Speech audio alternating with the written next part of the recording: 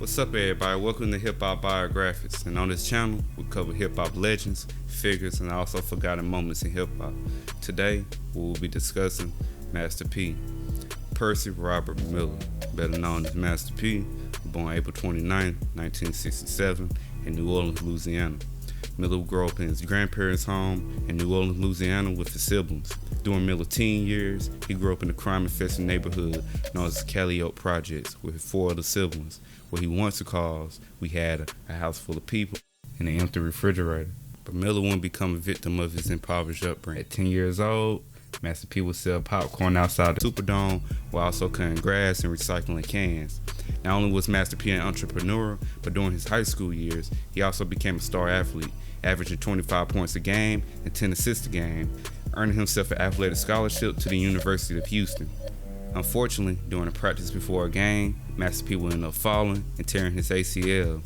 Also, prior to his injury on the court, his grandfather would pass away after being given the wrong medication at the hospital.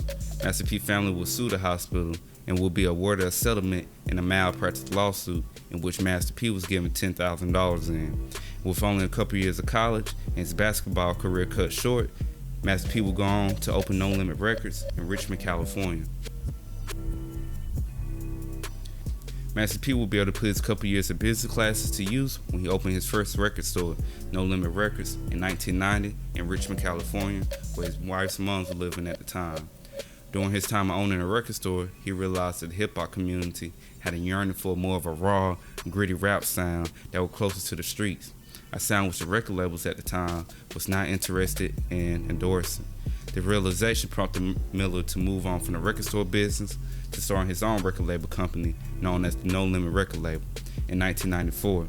During this time period, Miller would be struck with another tragedy when his younger brother, Kevin Miller, was robbed and killed by a drug addict.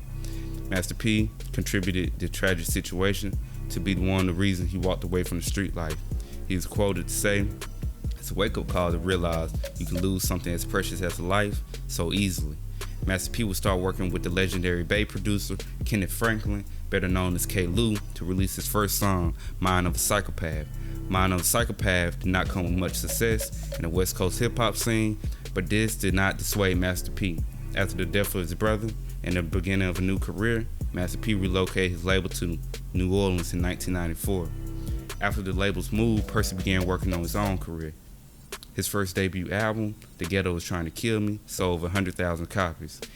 In the following album, 99 Ways to Die, Master P saw real success, selling over 250,000 copies with zero promotion, besides personally going to record stores and promoting his music.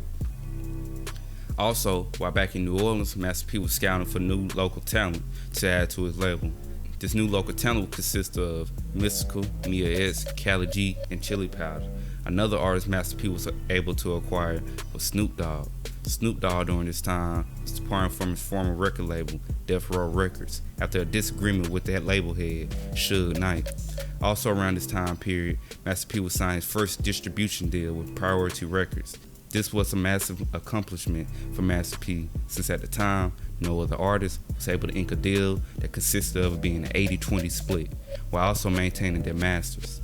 Master P, No Limit Records, would go on to have major success in the music industry, with major albums coming from artists such as Mystical, Mia S, Snoop Dogg, and Master P himself, with 10 of the 23 albums going platinum and 11 of them going gold. Master P wouldn't just have success in the music business, he would also try his hand in acting. In 1997, he personally funded, wrote, produced, and directed his own docudrama, I'm Bout It, Bout It, I'm Bout It, Bout It, and I Got the Hookup. Both films were going to become wildly successful, making Master P's initial investment worth it. Master P will go on to try his hand in the sports world by starting his own sports agency and trying out for the Toronto Raptors in 1998 and the Charlotte Hornets in 1999, but not making the team for either one.